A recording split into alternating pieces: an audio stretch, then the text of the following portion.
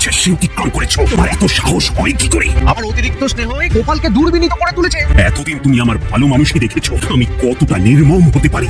আমার বাড়ি কি আনন্দ হচ্ছে। তোমাকে এই রাজসভায় দেখতে চাই না। যথা আজ্ঞা মহারাজ। বিদায় মহারাজ। শুনুন, সমস্ত কৃষ্ণনগরবাসীর উদ্দেশ্যে মহারাজের ঘোষণা।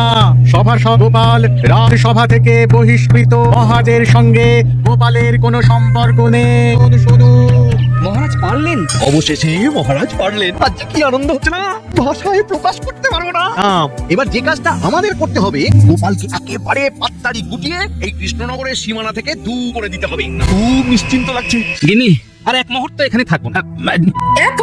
হ্যাঁ, প্রথমে ভেবেছিলাম তোমাকে আমি চলে যাব, পরে মনে হলো না, আমি কষ্ট করতে পারি, কিন্তু তোমাকে কষ্টের মধ্যে ফেলে দেওয়া উচিত না। একটা কথা জানবে, জয় সব সময় সাহসীদেরই হয়। কোনো চিন্তা করো না গিন্নি, মাথার উপর একটা ছাদ অবস্থা করি তোমাকে এখান থেকে নিয়ে যাবো। থলেতে কিছু জামা কাপড় ভরে দাও, আর তোদের দিদিমার একটু খোঁজ খবর নিবি। হ্যাঁ, আমি আমার মাথার উপর ছাদ তৈরিতে পারলেই তোদের দিদিমাকে এখান থেকে নিয়ে যাবো। না গোপাল দাদা, আমরা রোজ দুবেলা খবর নেব। আর আমরাও পাঠশালা থেকে এসে সোজা দিদার কাছে চলে যাব। মহারাজ তোমাকে কৃষ্ণনগর থেকে চলে যেতে বলেননি, তবু তুমি চলে যাচ্ছ কেন? আজ বলেননি, কাল তো বলতে পারেন। আগে থেকে তৈরি হয়ে নিলাম। কি হচ্ছে তা জানি না মহারাজ, কিন্তু একটা কথা আপনাকে বলে দিলাম, কাল এমন কিছু করতে পারেন না যার জন্য তাকে সভা থেকে বহিষ্কার করতে হয়। রানী, তুমি অন্ধ ভালোবাসার বশবর্তী হয়ে কতটা বলছো।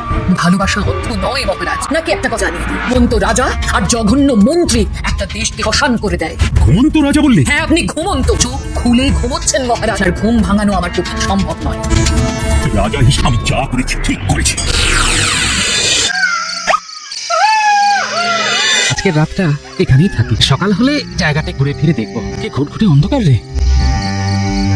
এই দেখো, গাছের শুকনো ডাল পেয়েছি, দেখি তো, পাথর ঠুকে আগুন জ্বালাই।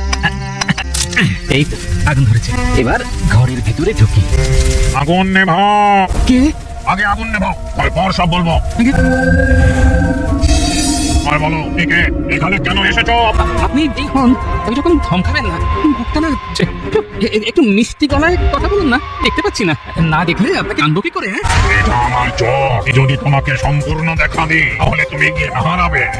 আমি হলাম ভূত শ্রেষ্ঠ, বিনা অনুমতিতে আমার ঘরে ঢুকেছ কেন? আচ্ছা, অনুমতি নেব?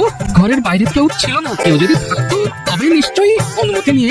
ঠিক বলেছ, তো তবু ভূত ভুলই, কি বলো? এই শাস্তি তোমায় পেতেই হবে।